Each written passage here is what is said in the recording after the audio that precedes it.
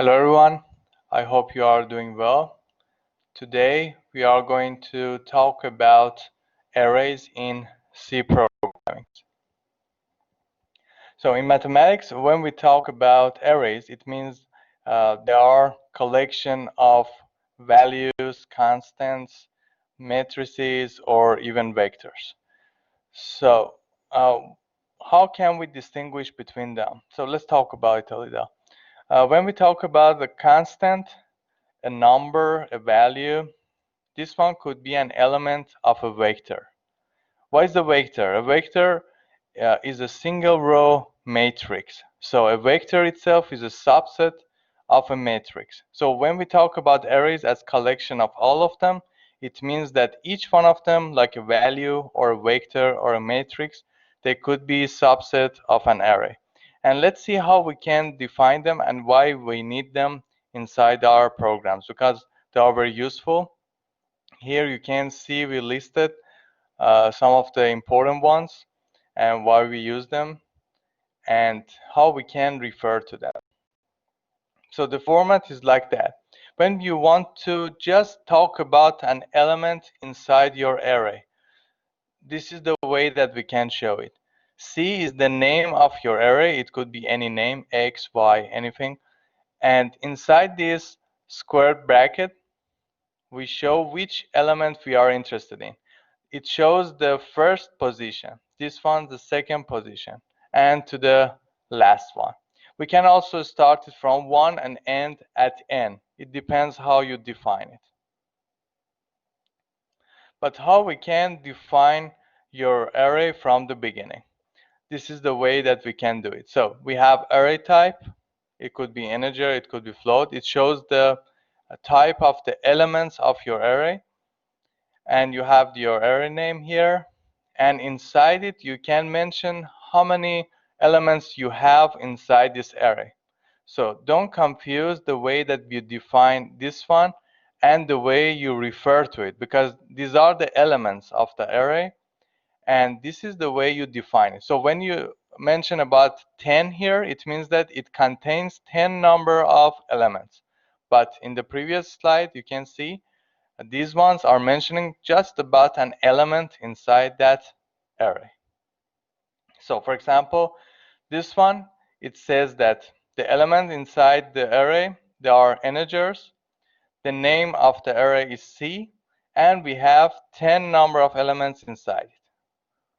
In the next one, the type of elements inside my array, the name of the array, is float, and we have this number of elements inside it. It's possible also to define arrays at the same time as we did for variables. You just use a comma and you can define them very fast. So take a look at this one. We want to manually give numbers, give values to the array. So you define your array like this. It contains integer elements. The name of the array is A. And it contains 5 number of elements. You can use curly brackets like this and mention about each element. So the first one is will be assigned to the first cell, first element of the array. So A0, just an element. This is 1. You assign 2 to the second position, 3 to the third one. And you didn't mention about the fourth and fifth position. In that case, by default, C considers them 0. So whenever you define as the number of the elements, you don't assign anything, then C automatically assigns them 0. Let's take a look at this example. Here we define this array named N. The types of the elements are integer. And at the same time, we define an integer variable named I. So you see, at the same time, you can define them. There's no need to define int I in the second line. But if you prefer that, that's no problem either. So we define a loop. We start from 0, we end at 9. It's possible for you to start from 1 and end at 10. It's based on your taste. Personally, I prefer that one. But sometimes, since C program considers 0 as the first position, many programmers consider it like this. So this is the way you can assign numbers to each element. So from 0 to 9 or from 1 to 10, we assign 0 to all of the elements. So when you print all of them, then all of them will be 0. So this is a simple example to see how we can assign number to elements and how we can print them out just in a single line. The second example, here we assign values manually ourselves to the element without using a loop. And we define this array to contain 10 number of elements inside it. So if there are 10 number of elements, which they are, then it will be assigned from 1 to the last one. But if we don't have enough, then it will assign 0 as we mentioned before. Then we define this loop from 0 to 9, one by one. Then we print out each element. So you see, it will print out exactly the one that you entered manually without even asking from the user. But sometimes we need to ask the user about the elements inside the array. So let's see how we can deal with that. So we define this array as floats. The name is A. It contains 5 number of elements. Then we ask the user to enter the elements himself or herself. Then from 0 to 5, it means that it contains 5 elements.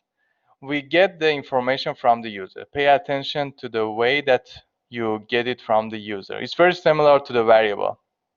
So instead of, for example, x, y, z, here you have the element.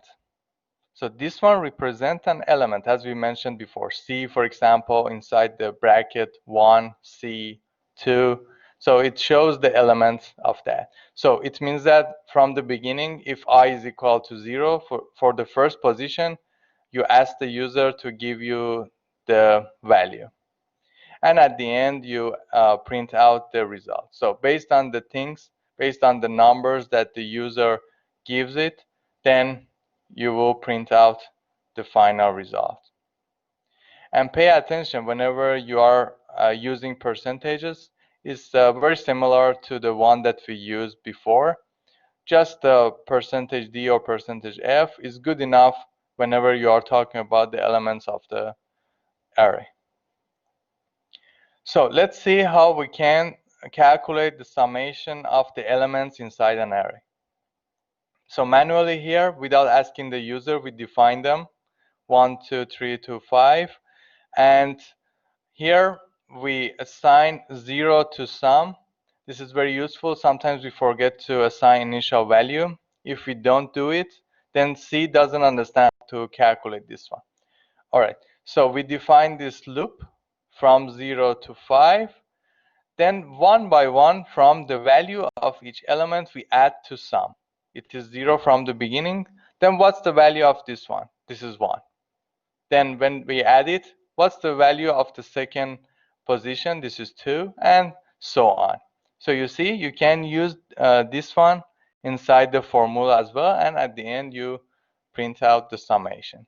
And we use percentage D because all of the things we defined here was integer.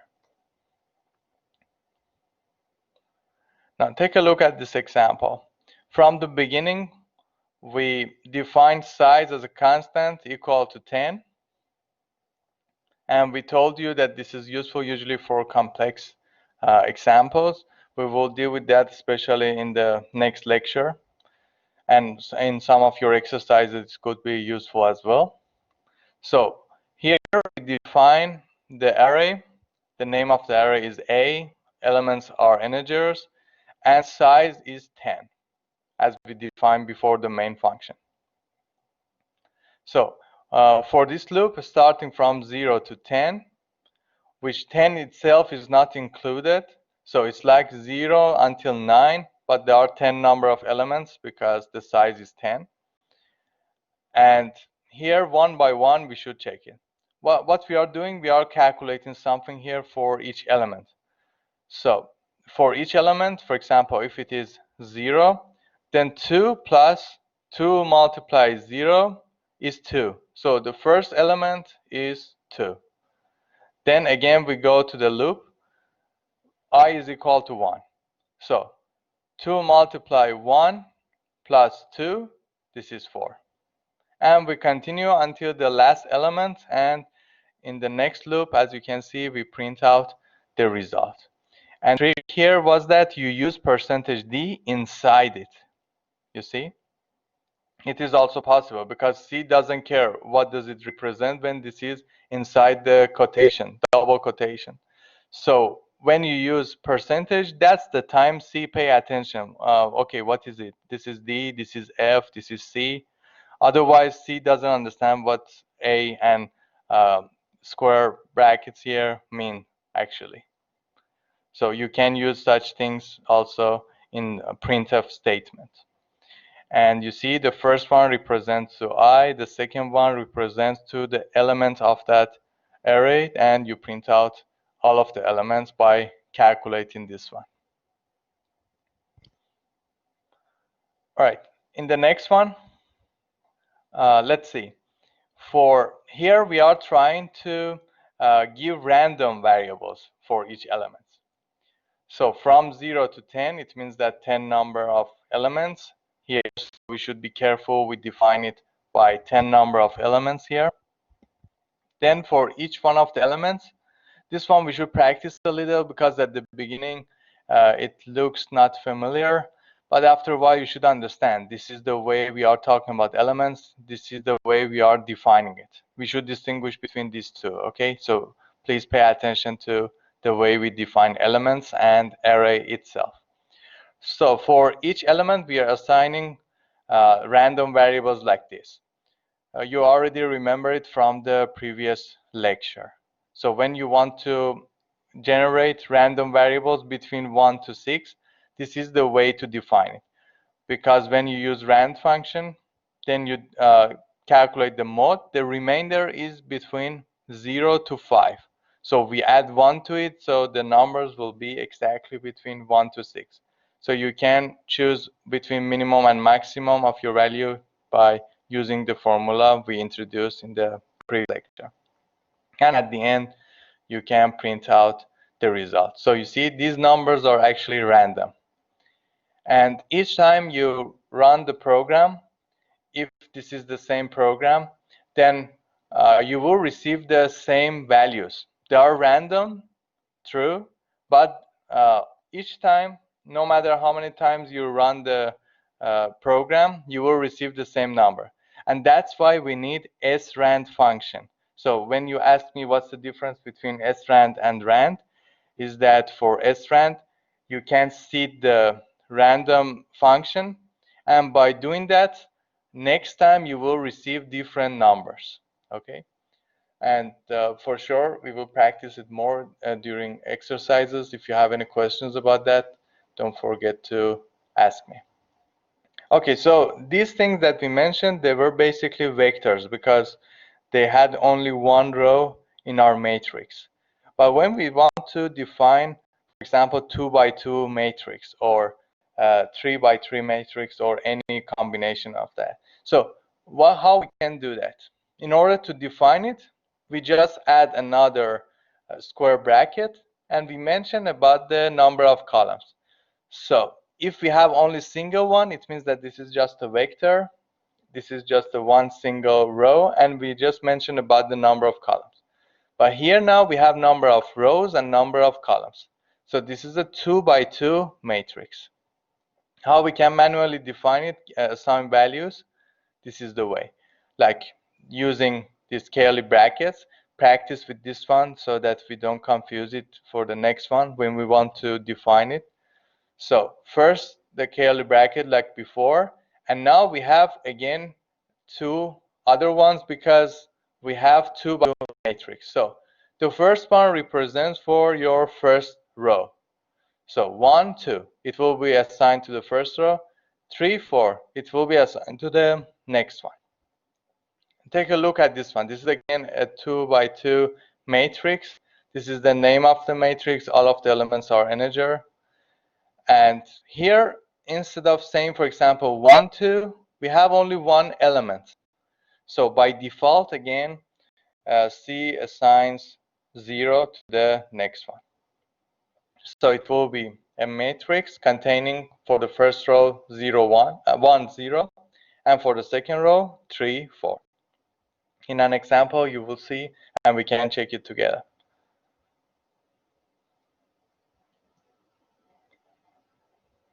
Right, so take a look at how it represents it in an output. So we define a 2 by 2 named B.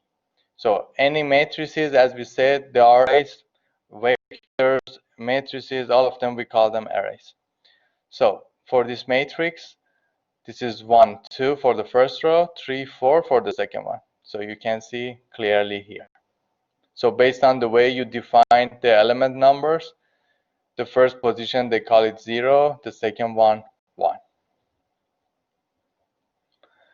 All right, this example is important in order to see how we can manually define matrices and how we can print out the result. So we define 3 arrays here, 3 matrices. The name of them, A1, A2, A3, all of them are 2 by 3 matrices. The first one, we gave all the elements, 1, 2, 3 for the first row, 4, 5, 6 for the second one. And you can even define it like this in a single curly bracket. When you do that, when you say 1, 2, 3, automatically from here, it jumps to the second row. Okay, so you can define 2 by 3, but you can assign values 1 by 1 like this. As soon as it finishes with one row, then it can jump to the next one. The problem is that when you have 0, then you cannot skip them. You should type them. It is 0 exactly. That's the only disadvantage of defining like this, because if it contains 0, this is faster to define it this way. So it is 1, 2, 0, then 4, 0, 0. And for print them out, for the first time, it looks scary because we have one loop inside another, but this is basically the same. Whenever we want to print out the elements of a matrix, it is 2 by 2 or 2 by 3, doesn't matter. In any case, we can define it by using 2 loops like this. One of them represents the number of rows, the other one columns. So if you learn about this one, you can print out any kind of matrices that we will have with no problem. The thing is that here we should change the number of boundary. That's it. So here, for example, from 0 to 2, because it contains 2 elements, if you define 1 here, be careful that this one should have equality as well. So less than and equal to. Then inside this loop, you define another loop to represent the number of columns. And then inside it, you print out each element. So be careful when you, for example, print out this one, A1, it means that from the first array, first matrix, I, all of them are just a value. So when you want to use percentage, just use one single D, because this is just a value. It just shows the position I, position j. So for example, for the first one, 0, 0, A1, 0, 0, the first element of your matrix, which is inside the first row and first column. And this one we use because we want to go to the second line, as you already know. So if we do the same for the other matrices here, as you can see, all of them had the same number of rows and columns. If they didn't, then we can change them easily here. And you see for A2 and A3, then when we print them out, we have 3 different matrices here. So pay attention to zeros that we have here. We define it here was just 1, 2, and 4, but here we have zeros. How do we understand for example, this one should be 0. You can see 1, 2. Then it should have 3 elements, but we didn't mention anything, so it will be 1, 2, 0. For the second row, it should have 3 elements, but we mentioned only 1. So the first one will be assigned as 4, and the rest will be 0. Okay, guys, so that was for today. I hope this lecture was useful for you. We will have 10 minutes break, and you can ask me your questions either about functions or previous worksheets or about the lecture today.